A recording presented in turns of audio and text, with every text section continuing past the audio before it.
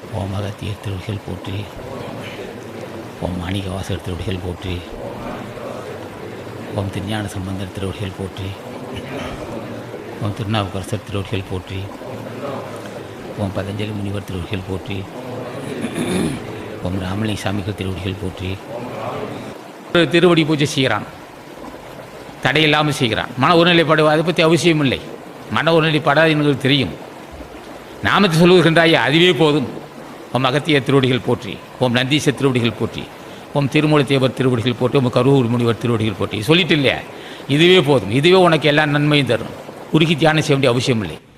வேணுங்கிறத அவன் செய்கிறான். நீ உருகி தியானம் செய்தால் என்னென்ன நன்மை கிடைக்குமோ இத்தனையும் அவன் செய்கிறார். அவன் ஞானிகள் தருவார்கள். ஆக மன ஒருநிலைப்பாடவில்லை என்று சோர்வடைய தேவையில்லை. ஞாபக ஜபமே உங்களுக்கு அந்த ஞாபக ஜபமே உங்களை உயர்த்தும். அதே சமயத்தில் அன்னதானம் செய்யக்கூடிய எண்ணம் வந்தால் மேலும் உயர்வு தரும்.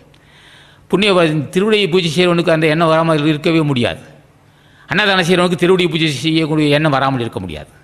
அன்னதானம் செய்கிறவன் திருவடியை பூஜை செய்வான், திருவடி பூஜை செய்கிறவன் அன்னதானம் செய்வான். புண்ணியவான்கள் திருவடியை பற்றும் போது நிச்சயமாக புண்ணியம் செய்ய வேண்டுங்கிற எண்ணம் வரத்தான் செய்யும். ஆகவே அருளை பெற வேண்டும். இல்லறத்துக்கும் அருள் வேண்டும்.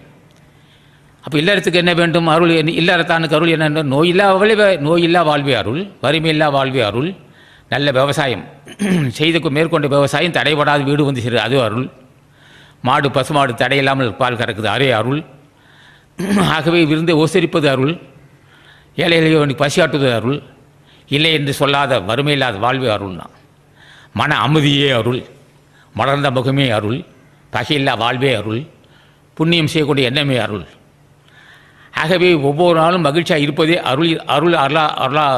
அருள் தான் ஒருவனுக்கு மகிழ்ச்சியை உண்டு பண்ணும்.